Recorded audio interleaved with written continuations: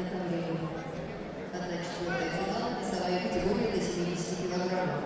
В красном прикуборите представитель команды Иркутской области Александр Федосеев, спортсмен борцовед, кандидат мастера спорта, тренируется под руководством тренера Руслана Барашова. Его соперник синим триком, чемпион Сибирского федерального округа, бронзовый призер Гран-при Иван Ярыгин, бронзовый призер чемпионата школы высшего спортивного мастерства, мастер спорта России Тюдуш Эзир, Республика Тыва.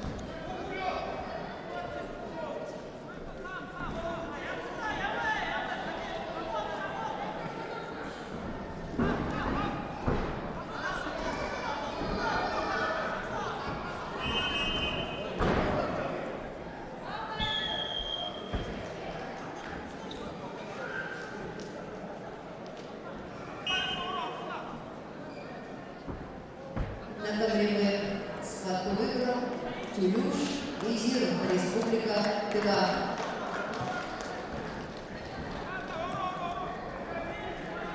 На галерах приглашаются пловцы Пола Батоев, Челудай, Сергей Якимов, Иркутская область.